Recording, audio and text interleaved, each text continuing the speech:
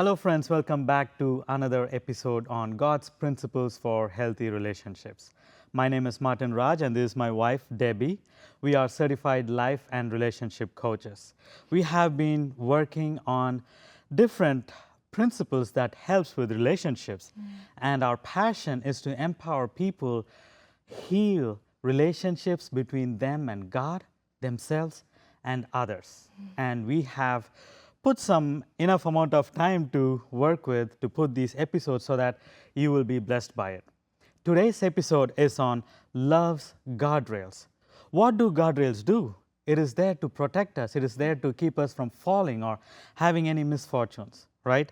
So these love's guardrails are going to help us setting boundaries for a beautiful and a stronger relationship, which is also giving us freedom. Matthew chapter 5 verse 37 says, "But let your communication be yea, yea, nay, nay. For whatsoever is more than these cometh of evil." So Debbie, what does boundary mean to you? Well, now they mean something very different from before. Before, a few years ago, I thought boundaries is something negative. Boundaries is something that actually will destroy a relationship. It's something that it's not good to do. And now that I have been understanding more, boundaries to me means being truthful, being honest, being sincere, healthier relationships long term. Because lack of boundaries can give you an okay relationship short term, but long term generally becomes damaged. So I just love boundaries now because they actually are liberating. And it makes me think on the verse that says, "And ye shall know the truth, and the truth shall make you free." This is in relation to God's word. But in any area in life, the truth empowers. And lies or deception is not the best.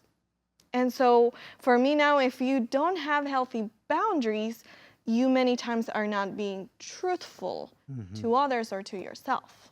Yes, yes. And for me, it is very similar. I never liked boundaries.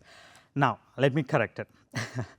I don't mind when others set boundaries, but I have an issue for me to set boundaries. And it used to be a huge struggle for me, especially being a people pleaser. It was really hard. And thankfully, I recognized it, and now I'm working on my people-pleasing issues. But for me now this is where I stand and this is where you stand. And we have to maintain that boundary so that we can have freedom. Or else without that boundary, it was very draining. It was more exhausting because you're trying to keep up with everyone else's desire, needs and wishes and all of that by sacrificing your own. So what are some consequences when we lack boundaries? In James 1:8, it says, "A double-minded man is unstable in all his ways." So when someone says one thing, but then is trying to do something else, that's very unstable internally for ourselves and even for others when they're truly trying to understand us. And so what are some consequences when we do not have healthy boundaries? So number one, we are not honest. So we lie to ourselves and to others by saying, "Yes, I like it," or I'm fine, but actually I'm not," or "It's okay," or "Sure, we can do that." But we're not truly expressing our thoughts and trying to communicate clearly. So without expressing clearly what is in our hearts, we're kind of putting another type of boundary, we could say, which is actually you won't really know what I think or what I am processing. So there is that lack of honesty and openness. Actually, I'm really sad to agree with what Debbie was saying because I used to be that. When there were issues, I always suppress it and feel like, "Oh, I'm fine, it's okay. I like this." Even when sometimes I don't like certain things, I would say, "Yeah, it's fine." So I'm called out on that thing and I'm working on it. The next one for the consequence of lack of boundaries is there will be no guardrails to keep others from unintentionally or even intentionally straying into areas or territories you don't want them to be in. For example, certain experiences in your life, maybe it is your personal and you don't want to share it with everyone. Maybe you want to share it with only your family and maybe close friends and your spouse. That's it. But sometimes there are people that are nosy and sometimes people that might not be intentional either, but they might come into areas where they will try to find out what is in your past, and can become a part of gossip. It can become a whole lot of issues that you might not want to be part of. So basically they will enter into areas where you don't want them to be. Another thing is that you feel mentally and emotionally drained because this is not what you want for your life. Like Martin was saying, you're allowing people to come and kind of manage your life, and so you're just following and fitting in with everyone and trying to be who you're not truly desiring to be, but trying to fit in and blend with everyone with their vision. And when they're especially more controlling and some personalities that want to lead and manage everything, you feel you don't have a voice. But that can be emotionally and mentally draining when you don't have healthy boundaries. And the next part is we feel abused, judged, controlled, or manipulated without boundaries. And that is so true as well. I think all these points link with each other, but still it is very important to name it out so that we can intentionally see where boundaries have to be put. Because yes, you feel abused because you want to be a people pleaser, you want to help others, and the other person takes advantage of it. And then when you don't want to share certain things, but then the other person wants to find out, you share it because you feel like, okay, I have to share it, I don't have any boundaries. What happens? You are being judged, you are being controlled. So boundaries are actually good for you. And it took a while for me to really understand that boundaries are good for me. And it limits us to actually live our full potential. So sometimes we think, I thought, if I put boundaries, I will lose a friend. If I express myself, they won't like me. So my fear of rejection, and we go back to the very first episode on our identity, that from there, everything else branches and impacts your relationships with friends, with family, with your potential husband, wife, partner for life. And so it truly limits us. And when we start realizing that when we implement, even though the other person might get a little offended or shocked because it's like, what's up? Like, you were so following what I was saying and always so pleasing and nice, and now why are you standing for what you believe? That can bring friction. And so we're going to go over now the effects of healthy boundaries, because it's beautiful and it's powerful, but you might see some reactions from others that are not accepting it. Yes, and before we go into the effects of healthy boundaries, I think we should also see what are the types of boundaries they are. Yes. Right? One is physical boundaries, that is intimacy, kissing, you name it. Emotional boundaries, mental boundaries, and spiritual boundaries. There are 4 different types of boundaries that are helpful for you to have a full potential life. Now, effects of healthy boundaries. You are setting these boundaries for yourself and you're not trying to change the other person. This healthy boundary is for you. It is to keep you safe. It is to guard you. It is to help you from being drained. It is to help you from being abused, judged, controlled. But you're also not controlling the other person. That you need to remember. As Debbie was saying, some people might not be happy about it, but that is not your problem. Your problem is to have boundary for yourself, because you need to have a freedom in Christ. So when you have healthy boundaries, it's also a revelation that happens. You can see safe versus unsafe people. That doesn't mean that unsafe people, they're going to be unsafe forever, but let's put it safe and unsafe patterns. So we can all have patterns that sometimes are not healthy. That doesn't mean we are, a toxic person. The important thing is to recognize, to be willing, to be humble, to be open, to improve, to change.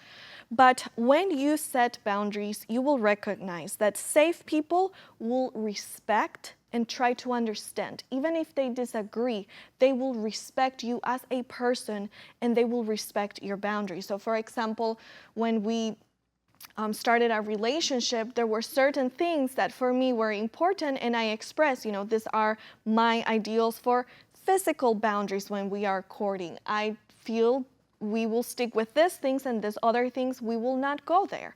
That's what I believe. And to be respected and to not be pushed in your boundaries is a sign of healthy respect and understanding, and more safe people, as it's called. Safe people won't try to revenge because you set boundaries. So I remember one time I set my boundaries that I didn't feel called to do something a friend wanted me to do. And guess what? She decided, well, I'm not really going to talk. I'm going to become more, move aside, and I'm going to act cold so that, you realize that I don't like what you did. And that's not a healthy pattern. Absolutely. And unsafe people will react by making you feel guilty, pushing your boundaries, manipulate you, and try to control you, right? And that goes, Debbie's example perfectly goes with those points. They will even use Jesus card. Now, what does Jesus card mean? They would say, what would Jesus do? You should still be friends. Sometimes we come across people that have interest in other person, but then the other person has interest in another person, and therefore they will have to back off. The people that come for coaching with us, they back off. But when they back off from their interest, the interest would say, oh, you have to be at least friends. You cannot just ignore me. What would Jesus do? Would Jesus ignore? You have to be a Christian. Unsafe people bring all these great ideas, biblical so-called principles into the picture just to manipulate and break those boundaries. Now, are those boundaries important for the person that is going through something hard? Yes, but the unsafe people will try to break them. Again, we want to be clear. Unsafe people doesn't mean they are not going to change, they are not going to grow. They are going to grow. Even when Debbie had to share certain things, I had to grow from that. I might have been an unsafe person, but when Debbie shared, I saw her point, it made sense to me. Okay, I will make it as my value as well. So I had to grow. So unsafe people doesn't necessarily always mean they are not going to grow. It's just in certain cases they don't know, or they are just acting out of emotions, and you can give them some time, they can change. And this personally, I experienced the Jesus or spirituality, because I remember this one guy that was trying to get me and he couldn't do it, and then he started to kind of accuse me, and I was like, whoa, like, you're not getting me with accusations. And then to control, and I was like, whoa, I hate control.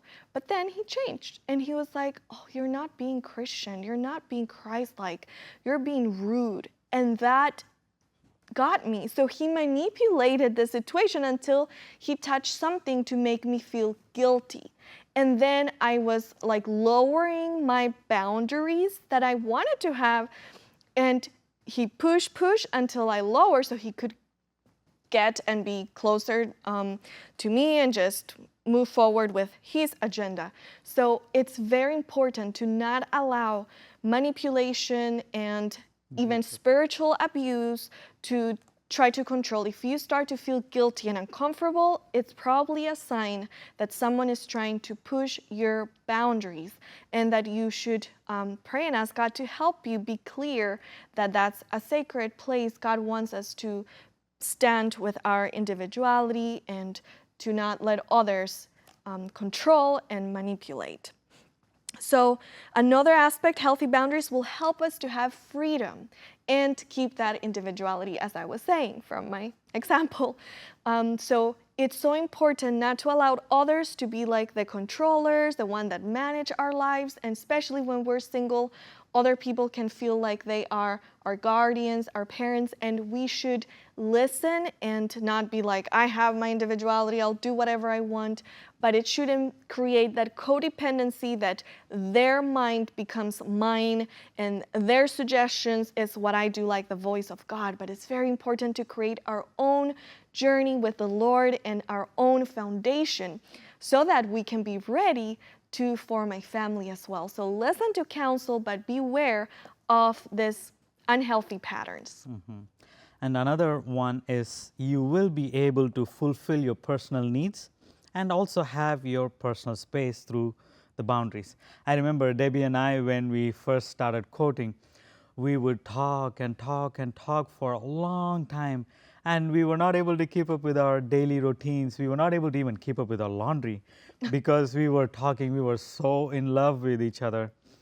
And then at one point I realized, or we both realized actually, that we are not able to keep up with all the other things that is part of life, keeping up with our friends, keeping up with even laundry, and doing our personal things that we like to do. So one day we sat down together, we spoke like how our time together is amazing, but at the same time, it is taking away our personal space and helping us, it's not helping us to be productive in our personal needs. So we will have a cutoff time at so-and-so, and then we will be able to do our other things. And once we set that boundary, we were able to accomplish a lot. We were able to still maintain our friendships with others and with each other. So boundaries will help you to fulfill your personal needs and also gives you that personal space. Yes.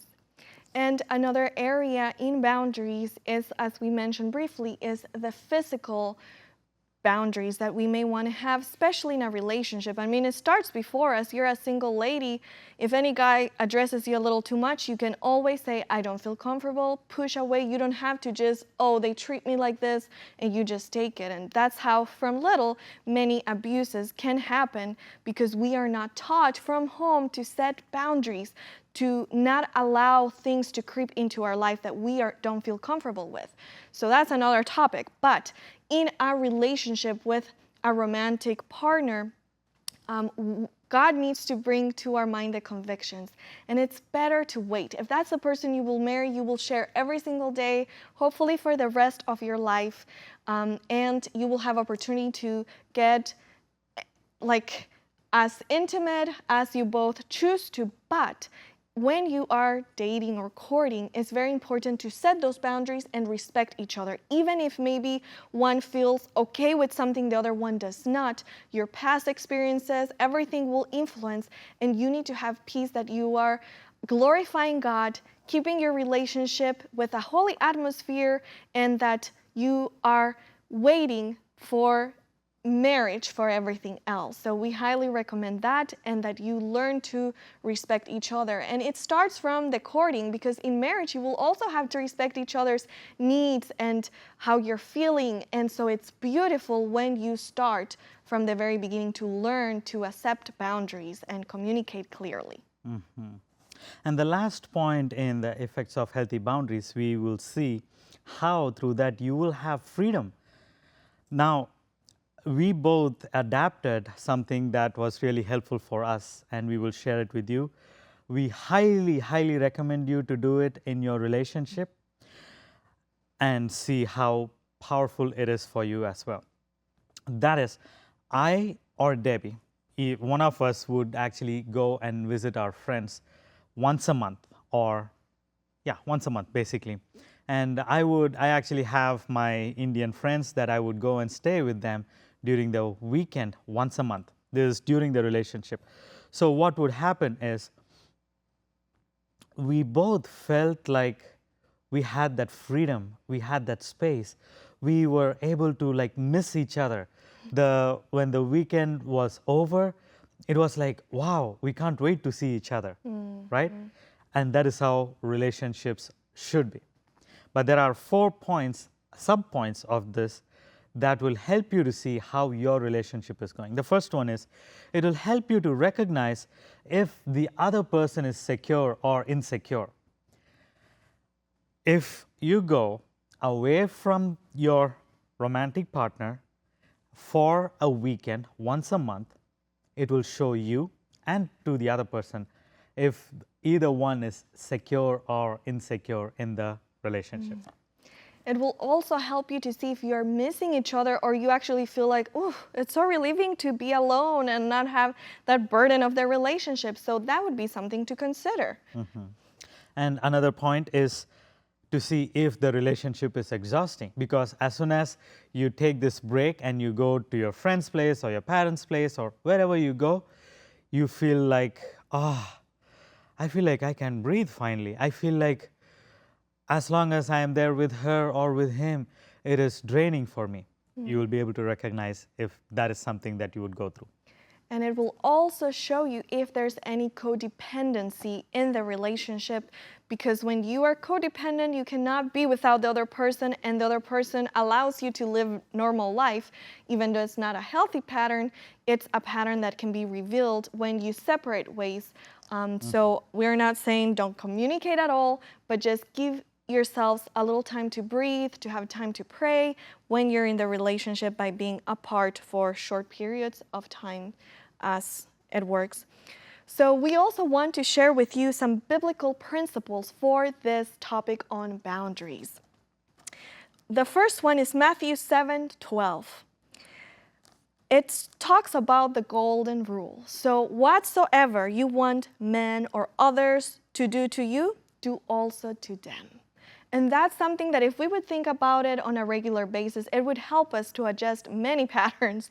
But that is, the golden rule is a principle that we can think about when we are thinking on boundaries. Then in 1 Corinthians 13:5, the chapter of love, it talks that love does not behave rudely, does not seek its own, is not easily provoked, and thinks no evil. Especially when we are thinking on respecting others' boundaries and others' wishes and others' feelings, we need to remember what true love looks like. And when we don't have that true love from God, we will want to control, we will want to manipulate, to force. Not even God does that to us. So God, it's an amazing example of respect, of freedom, of clarity. He's also very direct and clear. He's not saying, yes, I'm fine, but actually inside he's not fine. So we can learn from God himself on how a safe God. And that's a beautiful thought, that we have a God that is safe, that we can go to, that it's clear, that we can learn from. He won't confuse us, and we can learn from him. Yes. And as we are coming to the end of this episode, of course, we do have your challenge. The first one is to write 3 to 5 areas where you struggle to set healthy and honest boundaries. If you are a people pleaser, this is for you mainly. Write 3 to 5 areas where you struggle to set healthy and honest boundaries. The second part is choose one of those areas to implement this week. And then as weeks go by, try to implement the others, and also document how you feel when you do put the boundary, and how you feel that freedom, that even though it feels so scaring and terrifying to speak for yourself, then you see that it wasn't that bad, and that even if it's a bad reaction, you feel you were truthful to yourself and to others. And the last challenge is to write down the emotions you go through when the other person sets boundaries. If you respect them, good for you. If you are unable to accept it, think on how to let go of your control and let God take over the situation. This is sometimes you might not even know that you have that struggle. So writing these challenges down and doing these challenges will help you to see how or where you stand and how you can incorporate boundaries in your life and also accept others' boundaries. Well, we have come to the end of this episode named Love's Guardrails. We will see you in another episode. Until then, God bless you.